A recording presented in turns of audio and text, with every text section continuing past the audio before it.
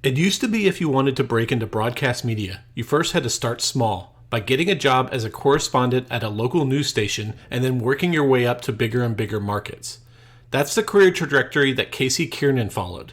He started out covering high school sports in small towns and then eventually landed a job at CBS Interactive, which was trying to create an ESPN competitor for OTT streaming. But after only 2 years on the job, Casey's contract wasn't renewed, and he feared he would have to go back to local news.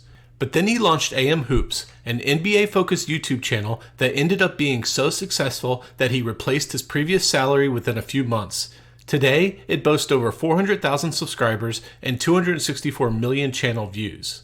In our interview, Casey told me about his slow climb in local news, why he struggled at his CBS job, and what inspired him to strike off on his own to start a YouTube channel. Hello, I'm Simon Owens, and this is The Business of Content, the show about how publishers create, distribute, and monetize their digital content. If you want to listen to an audio version of this show, subscribe to The Business of Content wherever you get your podcasts. Before we jump into the interview, you should subscribe to my email newsletter. It's read by close to 15,000 industry professionals who work at just about every major media company on the planet. Go to simonowens.substack.com. That's simonowens.substack.com. Or just Google the words Simon Owens and newsletter. Okay, on to my interview with Casey. Hey, Casey, thanks for joining me. Thanks, Simon. I appreciate it, man. So you run a really successful YouTube channel called AM Hoops, but you actually started out in local TV news. How did you get into that industry? I knew that I wanted to do sports media. I was enamored by a guy named Colin Cowherd, who was on ESPN at the time. He just talked sports, and the way he talked sports was in a way that would appeal to anybody.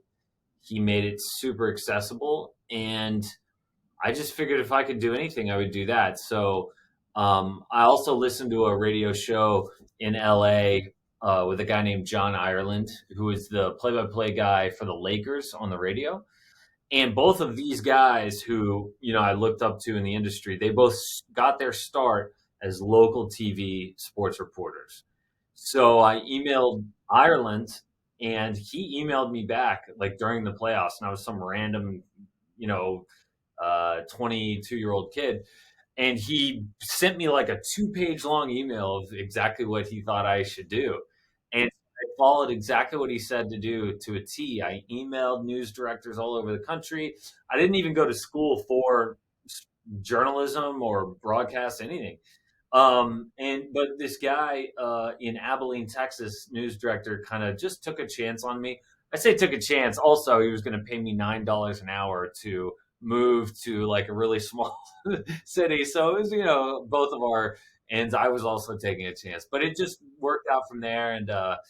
And that's how I got my start. Yeah, and you kind of followed this route, and you're probably kind of the last generation that's going to do this, because like all future generations are just going to start out on TikTok or YouTube or whatever. But yeah, it used to be that the traditional route, if you wanted to get into broadcast journalism, was go to a local station in the middle of nowhere and then just move to slightly larger markets until finally you get your big break and you get to be on like, CBS or NBC or ABC. So because the people giving you the advice were probably of that previous generation, that's why they gave you that advice. Whereas if you were, idolizing some like YouTuber or something, they probably would not have given you that advice. That's such a great point. And it's so funny because as soon as I got into the local news scene, first of all, not a consumer of local news. Yeah. No one of my peers were consumers of local news.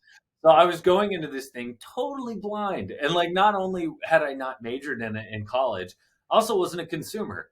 So my approach was so different. And I had to learn so many things about how to do, what you need to do. It was a really good time. And whenever people reach out to me for advice now, you're right. I'm kind of conflicted about like, okay, well, what do I tell them? And right when I got into local news, this pattern would emerge from my first station to all the next stations. We would have like quarterly meetings where everyone would get together and be like, okay, guys, there's this thing called the internet, and it's completely screwing over our business model. We need to figure out how to get you guys on Twitter, and you also need to be on whatever else, and you need to post a minimum of, they would have these like panic meetings in local news of how do we make us relevant online as well. And I would have those panic meetings every quarter at every station I was in. So it was kind of funny to watch. That's funny. And I kind of had a similar route that I just, I graduated college and I really had no job prospects. And my first jobs were at like local newspapers that had like a few weekly local newspapers that had a few thousand print subscribers, and their websites were just absolute dog shit, barely, functioning. But, I learned a lot just from working, just doing that grunt work of learning how to report on local city council meetings and stuff like that. And I'm sure you probably experience the same thing. But from what I understand, local news, especially in small markets, is not very sexy. What you're like doing the local. Were you doing sports specifically?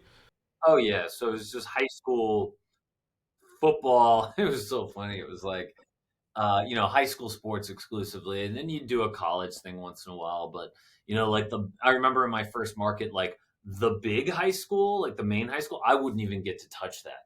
That was for the guys who were bigger than me Yeah. in the sports department. So I was covering like probably not familiar with Texas high school football, but like 1A and 2A teams. I don't know if that makes any sense to you. So teams from smaller high schools, I'm guessing. Super small, but it didn't matter. I mean, what mattered was that I was learning how to tell stories, and the stories at those schools were just as interesting as the stories in the big schools, because the school is comprised of people, and that's really what you need for a story.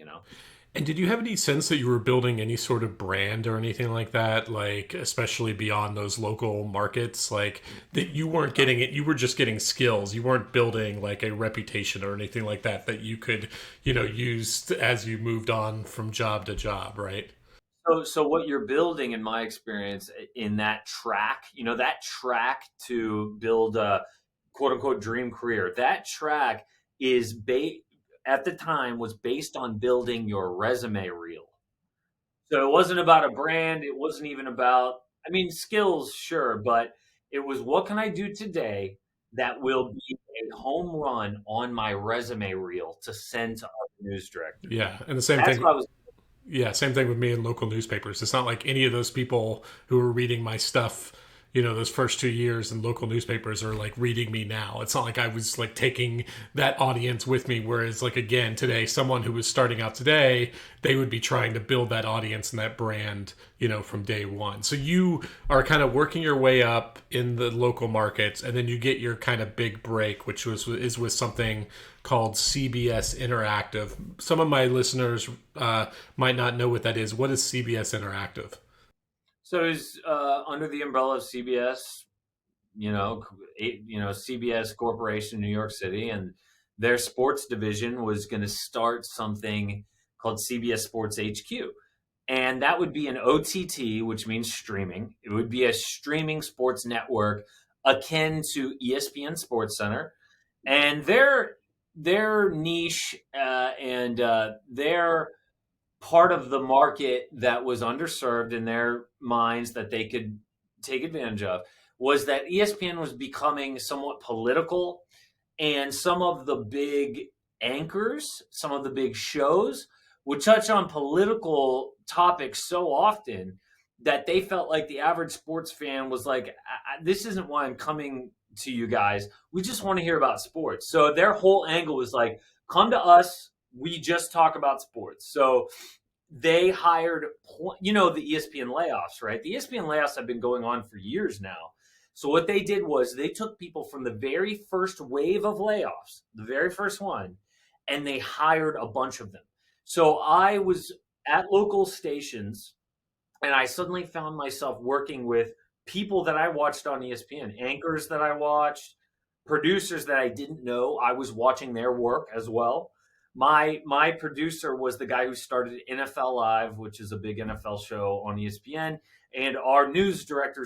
So that wasn't his title, but basically, he was a guy who ran ESPN Digital for a period. So this was like I was thrown into the deep end with this job, Yeah. basically. And CBS Interactive is also trying, in addition to doing the non political stuff, they were trying to capture cord cutters, right? Because like most of the consumption was happening on like Roku's and other kind of like fast, it's like a free, basically streaming platform, right? free. Exactly. Roku. And, it would be an app that you could download on your Apple TV or whatever. So, Yeah. So, like you said, you were thrown in the deep end. Did you feel like you had landed your dream job? Here was the thing that you had worked, you'd done local sports, and now you were getting the comment on like national oh, sports. yeah, totally. And I got to work with, NFL quarterbacks and NBA stars. I got to work with them and not just interview them, but be their coworkers. Just like on ESPN.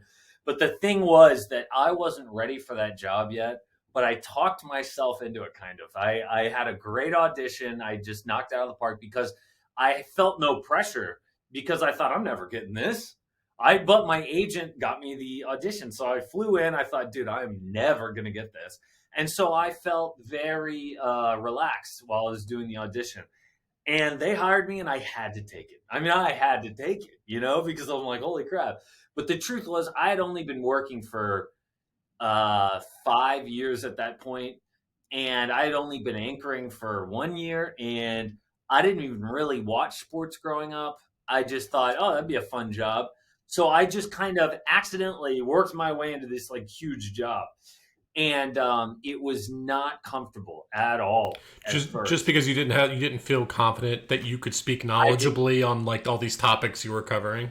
Yes, and what I ended up trying to do was research the living crap out of these topics, which is not what you want to do. You don't want to have your head so full of like, that feeling when you cram for a test the night before and you've got it on your head and you need to spill it out. On TV, you got to be relaxed. That's if I could go back, I would tell myself, don't worry about trying to know everything. Just know, the basic talking points and then just relax and be yourself. But I felt so insecure about my lack of knowledge and experience, especially working with these people that I had watched on ESPN. I felt so insecure about knowledge and experience that I tried to cram for the test, but that ended up being sort of a paralysis by analysis type thing for me. And so the first year was very uncomfortable, very uncomfortable. But then the second year of my contract, I hit my stride and I felt great. And everyone there that I worked with, they were so great and they rooted for me. And so overall, it was a really good experience. And the format was like you and a co-host, and you were doing like interviews and looking at highlights and commenting on them and stuff like that. And was If it a you've ever watched Sports Center, it was literally a carbon copy.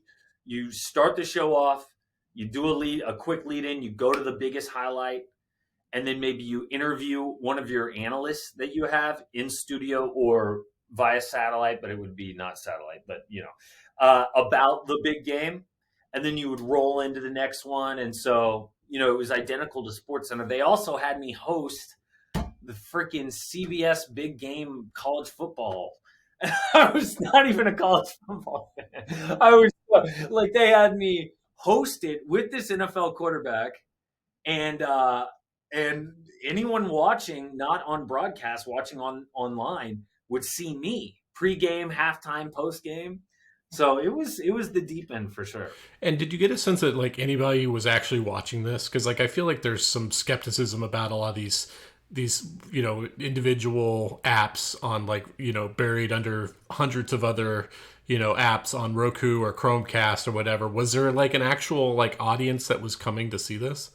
Right. So, coming from local, if I was at the grocery store, people would recognize me, right? But when I got to this, CBS Sports HQ is the name of the show. No one, zero, no online activity. It's not like I gained a bunch of Twitter followers. Like if I was a Sports Center anchor, I'd gain a bunch of, it was kind of, you're right. It was kind of felt anonymous.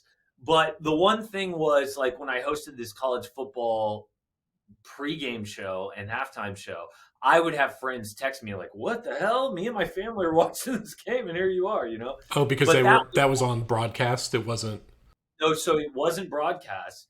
This was, if you're watching broadcast, you get the CBS guys in New York. But if you're watching the game on with any kind of connected device, like anyone who was a cord cutter who would watch the CBS big football game on streaming, they would get my show, and anyone who would watch on their phone, etc. But that was different than CBS Sports HQ, the Sports Center thing I was doing. And now that I'm on YouTube doing my show, I have people recognize me all the time, which is weird because I'm working for myself on YouTube, not CBS. So yeah, there was a degree of anonymity for sure. So speaking of YouTube, so at the end of your second year, your contract was not renewed. Was it Yeah. because like what was your sense of why that was?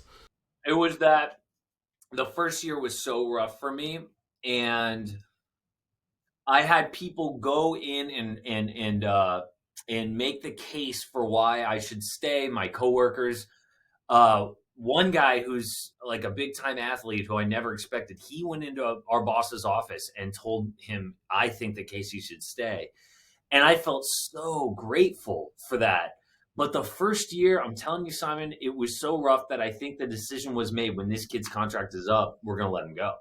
And they did it with by saying like we don't want to do this, but we have to, blah blah blah. They let me down softly, but I think that first year killed me. Yeah. So what were your thoughts immediately after the contract ends? Like what was your if you had imagined where you were going to be in another year or two, what was going through your head?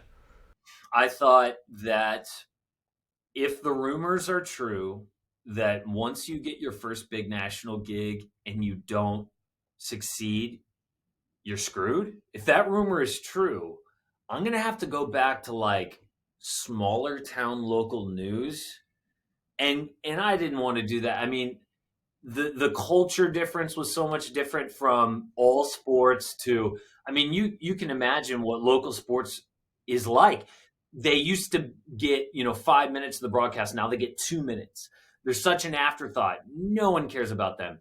You never have anyone to produce with you, or let alone uh, be a dedicated sports photographer like every sports department in the country used to have.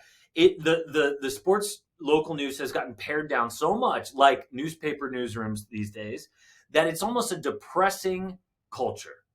And the thought of going back to that, and I thought that may be what I have to do, was just so awful, and I was dreading it, Yeah. to be honest. So you eventually launched this YouTube channel. What was your thinking? So before you were having to comment on a lot of hoops or a lot of different sports. For this channel, you chose a specific sport, basketball. What was your thinking there?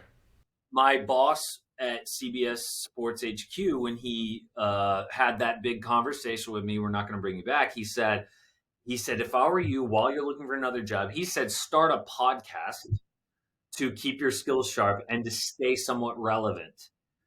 And I thought, okay, and I said, well, how should I do that? And he said, you need to pick one sport, because I forget what his reasoning was, but I know what my reasoning is now.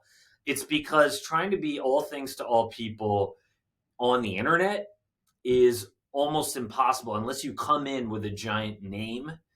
If I was some big celebrity, maybe I could pull that off.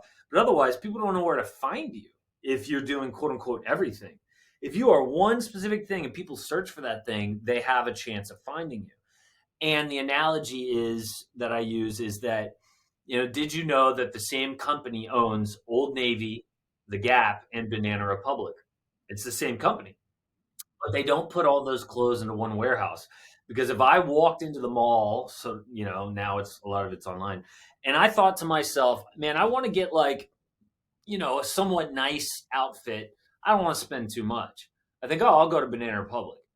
But if it was all in one giant warehouse with all the Gap clothes and all the Old Navy clothes, I might think, I think they have it over there. I'm not sure, but I'm just going to go to Express because they have it. I know they have it. So instead, this company splits up the Gap, Old Navy, and Banana Republic into three separate stores so that their customers know where to go. And they're all independently successful. So I couldn't do NFL, NBA, and MLB. I had to kind of pick one. So I picked NBA. Yeah. So you did sort of take his advice in that you did eventually launch a podcast, and we'll talk about that. But the main thing that you did end up launching was AM Hoops, which is this YouTube channel. And as you said, you did it based on his advice that you needed something to stay relevant, I'm guessing, so that it might help you in getting a traditional job. When did you launch that channel, and like what did it look like at first? Like what were you producing? So December 2019, and my arrogant thought was, oh, I see all these kids in their mom's basement getting presumably a lot of money because they have a lot of views. I could do that. I could, I have a professional background. I know I can do this. And that was stupid because what I didn't know is that it's a very competitive space and there's so much to learn.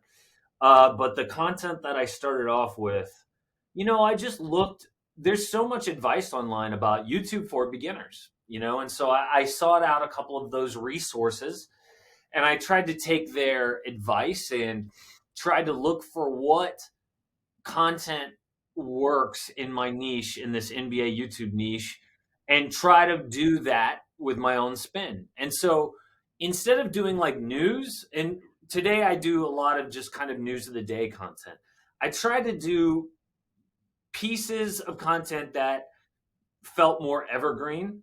And I was going to exclusively do that. And so I just kind of tried to pick topics and see if I could find an interesting topic. And from what I've heard is that the NBA is much more permissive than other kinds of leagues about allowing you to use clips and footage. Is that true? And do you think that helps in terms of like growing an NBA channel versus like an NFL channel or something like that? So I've never grown an NFL channel, so I can't speak directly to that. But I do know that the NBA has that reputation, which is nice. But they also will not allow you to. There's a line that you can cross with them, even though they're quote unquote, relaxed. And that line that I've found is using more than 10 seconds video at a time with the original broadcast audio will get you dinged. Yeah, and I know. They'll Sorry. you know Yeah, and I noticed with your videos that they are, fast edited clips with you voiceover from you, not you don't actually hear, the audio from their video. So you start. It will only be for like 2 or 3 seconds at a time. Yeah. And you at that point had seen a lot of professionals in terms of production and editing and stuff like that, but presumably you now had to do all that on your own. How much was that learning curve, like in terms of how fast your videos improved in terms of production quality and stuff like that? Well, that was actually a advantage that I had was, all those years in local news, I had to shoot and edit everything myself. And then prior to that, I was kind of an editing nerd somewhat. I like to just make little videos with my friends. So the production side was kind of already rolled into it. Yeah. So you start by just picking topics and just shooting short videos where you're kind of giving your opinion, your analysis, you're splicing in clips and stuff like that. So there's variation in, what the person's seeing as you're talking. How long did it take you before, like how much content were you producing and how long did it take you before people started stumbling upon your videos? Right. So I will say that, one thing from local news that was great that I use today is storytelling. And my very first news director said, Casey, no one cares about sports. I don't want you to make what you think a sports anchor should do, a reporter. I want you to make do a story that the grandma watching our news, when sports comes on, she goes, oh, wait, I'm not going to change the channel. I like this sports guy, the stories he tells. I'm going to watch this because I enjoy this. Someone who doesn't even watch sports. So I had to constantly go out in these local markets and find these human stories that just so happen to do with sports. And so now today, like that's the kind of content that I see that does so well. And I do still talk about like the NBA X's and O's, but I lean heavily on the storytelling human aspect of it. And I think that's a key to why the content is done well. But I used to do 5 videos a week because it was just kind of, I had nothing else going on. And I had a instinct that doing a lot of content would A, accelerate my growth, and B, would give me sort of an advantage over my competitors. My competitors were these young people who were making NBA YouTube videos, but most of them, and this was my thinking, had never held a true 9-to-5 job where you're dealing with a deadline, with local TV or literally every type of TV I did. You have literally a countdown until you go live. You're putting on your makeup in the makeup room watching the corner TV thinking, oh my God, I only have 2 minutes. I'm like trying to fix my tie and run it out there, you know? And so I was so used to working with deadlines. I was like, I'm going to keep that same mentality. I'm going to put out a video every single day at 5 p.m. I'm going to get up, start working, have it out. I don't even care if it's perfect, you know? And so that was kind of a competitive advantage at first. And I learned a lot doing that. And it took me probably 3 months until I had my first paycheck that was the same as what I was making at CBS. Wow, that is fast. Yeah. 3 months that Yeah. you caught up to your CBS salary. And so, but how people were finding you at first before they were subscribing is they were just searching just on YouTube. A lot of people know this, or it's a off-cited fact that YouTube is the second biggest search engine in the world next to Google, and people were just searching for like these NBA players, these coaches, and stuff like that, and your stuff was coming up high. Yeah. And so what I learned is that when you're first starting out, it's really great. It's one good strategy to target search. And so now, if I look at my analytics, about 10% of my views come from search, 90% are from suggested, because the real magic with YouTube is their algorithm and their ability to suggest things to people. And we've all gone down that YouTube rabbit hole where you're going video after video after video, you know, and you're supposed to be asleep, but they keep recommending these awesome videos. And so nowadays I get the bulk through suggested. But before anyone knew of me or I didn't have much content out there, I had to get the bulk from search. So how do I attack search? I would, you know, just try to find the perfect intersection of a video with high search traffic but with low Volume of content. volume of content is exactly what I was looking for. And so I would every day challenge myself to find what is that video going to be for today. Yeah. So, but as you're showing up in more and more search and getting more and more views, people are subscribing. So I'm guessing you're starting to show up in their feeds. Did you, as you know, in the intervening, you know, you started in late 2019. It's now 2023. How has your show evolved since then? So I now only do 3 videos per week. And a employee at YouTube challenged me. They said, "I think that you could do less content, but maintain," because you know I was paranoid about the paycheck, right? Like, how am I gonna make the same amount of money if I'm doing less content? That makes no sense to me. And she basically said, "I think you can do it. I've seen a lot of people do it," and she was right. And I could probably go down to 1 video per week. I'm scared to do that, but whatever. So it's definitely evolved that way. Also, I've hired an editor. I've hired a thumbnail artist. And I can tell you nowadays what I didn't used to do is I begin my process by writing the title, and I will take 30 minutes to an hour or more just on the title before I write a single word of the script. I didn't used to do that. There are a lot of ways that it's evolved for sure. And are you like actually writing out a script for each video and like reading it off a teleprompter? Yeah. That's interesting. Okay. So you mentioned within 3 months oh, nice. Yeah, I need to get me one of those. Yes, Um, it's all. so you said within 3 months you had replaced your CBS paycheck. I'm guessing to start with that was completely through YouTube's partner program and the ads that it was automatically showing up. Right. So how has your business evolved since then? Are you still mainly funded through Google AdSense?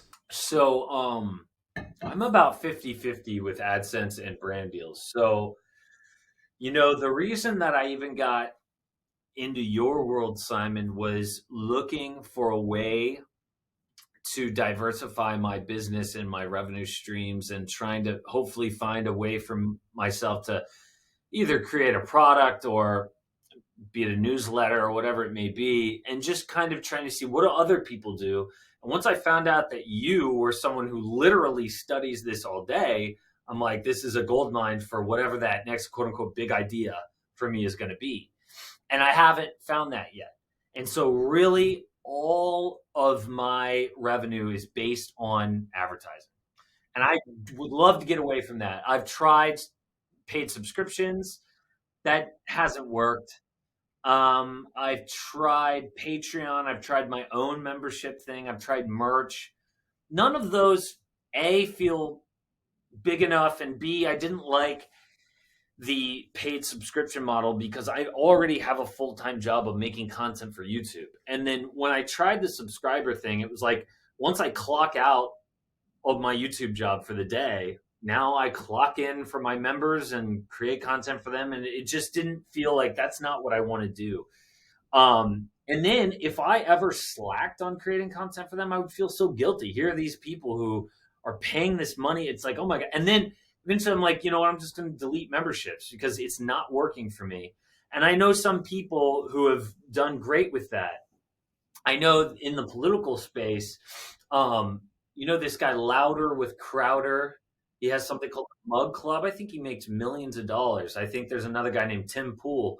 And these are conservative political people. I feel like any political content creator, their audience is driven by an ideology. And so for some reason, I feel like they feel emboldened to pay for that content.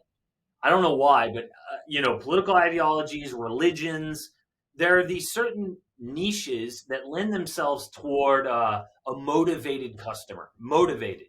Me, it's like sports entertainment. My customer is not that motivated like that, and they're also typically a little younger, right? And so the paid subscription model is not for me so far, and I've tried several different iterations. Yeah. I mean, I think with like Tim Pool and Steven Crowder, a lot of it's just necessity because they can't get advertisers because their content's too controversial. Obviously, mainstream advertisers don't really want to touch political content, so they had to go that route and try to leverage their passion. I don't know. I don't think it's a bad thing that you rely heavily on advertising. Like sports is a great vertical for advertising because it's got mass appeal and there's very little controversy. This kind of stuff that advertisers try to stay away from. So it's good for that type of business. So I don't think that's necessarily a bad thing. On the sponsorship side, are you selling these sponsors, or did you find like an agency that's finding them on your behalf? Yeah, I've got an agency. I would like someday to do my own stuff. Boy, I'm not there. They take 30%, which is actually a lot. And the more that I end up making, and now I told you it's 50% of my annual revenue. I mean, and 30% of that's a lot. So someday I would like to, and I've had people tell me, "Oh, why are you doing that? That's not what I do," and it's just like, well, I'm it's working right now. But someday maybe I might grow out of that, but right now, no. Yeah, I mean, sometimes it's better if your specialty is content to just stay in your lane and just do what you do best and outsource. Because, like, yeah, you pay them 30%, but if you were to do that yourself, you would have to pay the salary of like an ad salesperson to go out and do that, and you would probably be paying him a commission on top of whatever his salary is, and that would add up to a lot. So for right now, it's probably easier for you just to outsource that to someone and pay a commission. You've also been dabbling in like short form content too, right? How's that been Yeah. going? It goes okay. It's kind of like hit and miss. I had a short, I think all in all, over TikTok, YouTube Shorts, and Instagram Reels, it's got 100 million views for this one little short. And that ended up not making very much money, but it definitely boosted my subscriber numbers across all those platforms. And I feel now, because of that big experience, I'll probably never in my life have another piece of content viewed that much, right? And what I learned from it is it's not a financial thing. It's kind of a eyeballs thing. And so I now view short form content as essentially advertising for my long form content. If I can get a short to go viral, all it is it's like an ad for my actual gig, which is my channel, Yeah. my long. Do you think something going viral on like TikTok or Instagram that helps your YouTube channel? No. Yeah. Interesting. Yeah, I've heard that too. Is it just doesn't the audience doesn't transfer over really hardly at all, and No. they're still not. Both of those platforms still aren't good at sharing revenue. Well, to me, it's because if you were to do short form content revenue and advertising,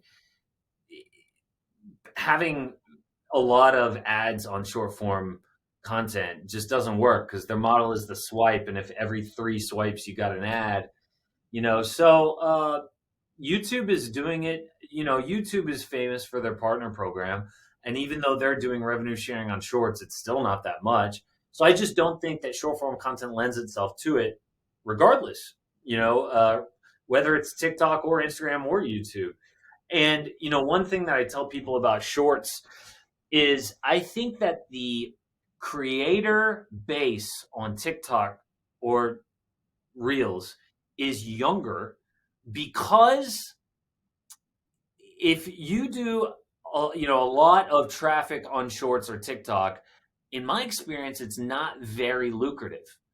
And so if you're a lot younger, I think you can afford to do something that's less lucrative, and you kind of get jazzed off the popularity of it all.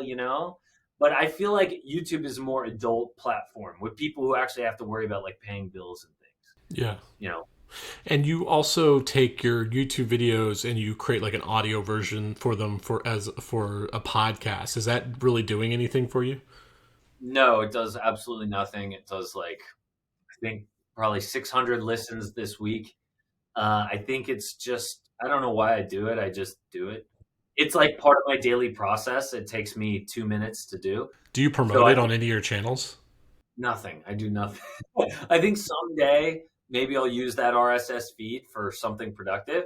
But for now, I just do it. Honestly, it's because when I see the stats, like 300 people, I'm like, there are 300 people out there who, for some reason, listen to this. And I am so grateful for them. I'm going to take 2 minutes out of my day every day to post, Yeah. And then, how worried are you about like being beholden to the YouTube algorithm? Like, are you doing anything to try to collect like email addresses or other some kind of like direct connection with your audience?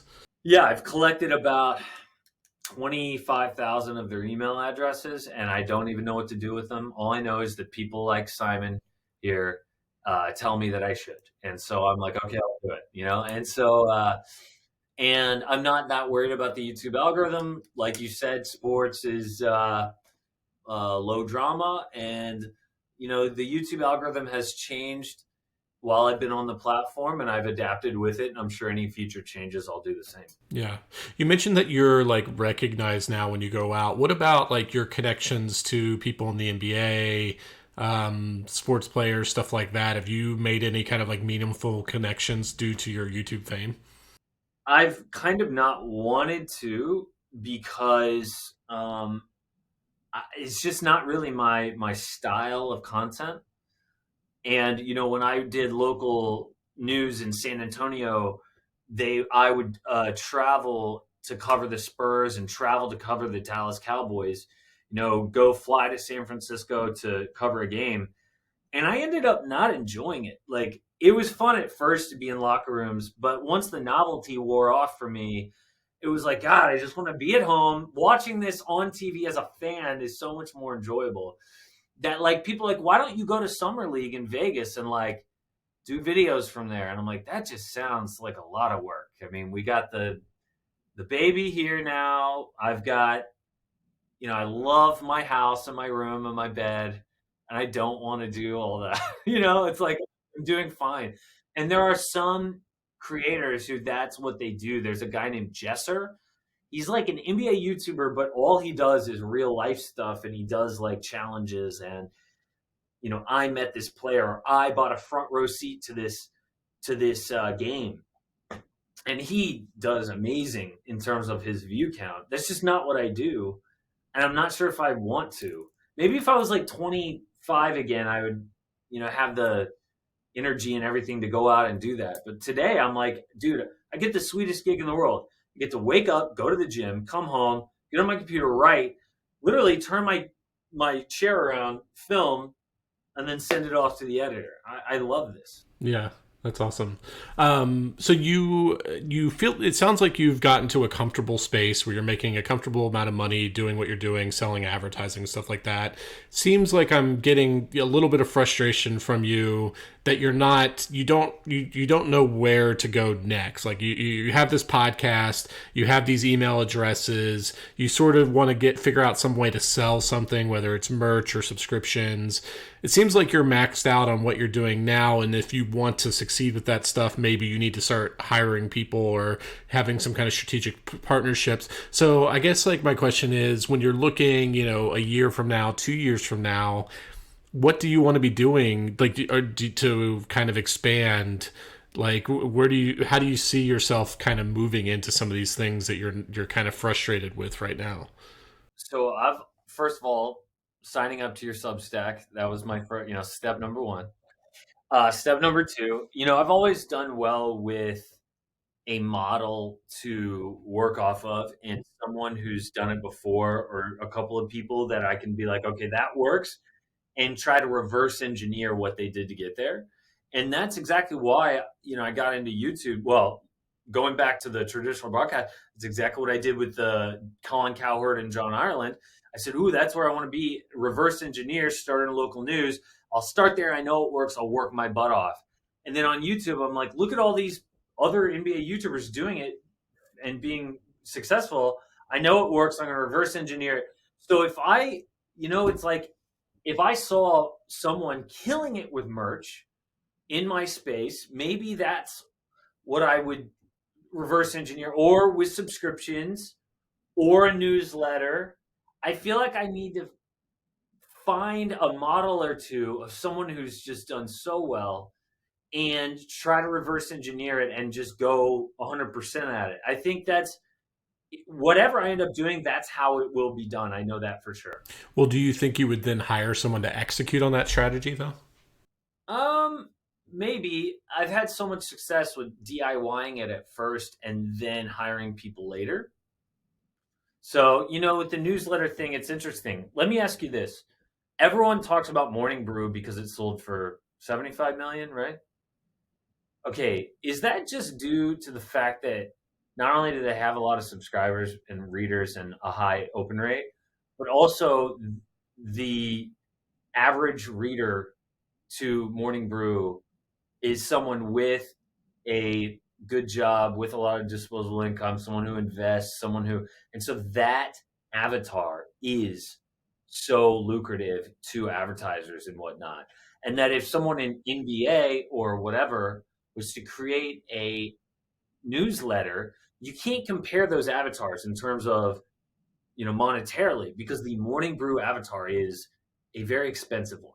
Yeah, I mean, I think like the Morning Brew, average reader is more normie than you're saying. It's not like some like rich Wall Street executive. It's more like a middle class dude. So I wouldn't overstate like how important their or how affluent their readership is. But yeah, that's probably a part of it. Like they're geared towards business focused readers, and that probably allows them to have a certain level of cachet with potential advertisers. I think the success to Morning Brew, and I definitely admire the company, it's not that they have great content, it's just that they were amazing at growth. Like they knew how to test out all these levers of growth, and they were ahead of the curve on it. Like they were among the first to really figure out like referral programs. They were using arbitrage basically to do newsletter recommendation swaps, or buying cheap inexpensive ads on like Facebook or with creators. And so basically they took any money that they were making, and they poured it back into the growth levers, and then they were able to scale up really quickly. And I think that's where a lot of their success was, because I think anybody could really kind of, from a content perspective, can replicate what they're doing. It's the growth thing that they were so good at, that they were really good at. So, but I don't think you should underestimate the power of sports in terms of attracting advertisers as well. I think it's very. I'm thinking part of me might be on this journey, and I need to come to grips with the fact that maybe advertising is just going to have to be my thing, and maybe I somehow master that or something. But right now, as you alluded to, I am on this kind of frustrating journey of trying to figure out, what that home run is going to be, or that next big play. And I may just be in the process of finding out It's just advertising. I don't know. Yeah, my gut is that that's going to be a big part of the biggest part of your revenue going forward, and I don't think that's a bad thing. But also, I could see definitely like merch, finding the right merch partner, some stuff like that. I bet you that could play a significant role as well. Live events. I think once now that you have a significant fandom, there will be people who will pay to come and see you speak or sit on a panel, different stuff like that. So I think there are some other avenues for you, but I agree that paid subscriptions probably isn't going to be super successful compared to some of those other channels for you. But like I said, that's not necessarily a bad thing because you have a consumer focused product. And advertisers really want to reach that. Okay, I'm gonna get nerdy here, and maybe this is for other people thinking like me. Is speaking, panels, live events, those aren't scalable, right? They're not scalable. So they're very lucrative on a per event space. I mean, they're scalable in the sense of like, what's her name? Taylor Swift's about to make $1 billion in ticket sales. But yeah, they don't scale in the same way that a YouTube channel scales. So yeah, that's definitely something that will probably always be secondary to, the advertising. I guess what I'm trying to do is find something that could be bigger than the YouTube channel. And it's fun, it's a lot of fun to try to find out what that is. I think it's going So to be a I don't product of some side. I think it's going to be like a sports line. You like partnering with like a sports merchandise company or something. Once you have over 1 million subscribers. right. Yeah, but that'll be exciting. Okay, well, Casey, those were all the questions I had for you. Where can people find you online? AM Hoops on YouTube, and then on socials, it's my name, Casey Keirnan. Awesome. Well, this is a lot of fun. Thanks for joining me. Thanks, Simon. Appreciate it.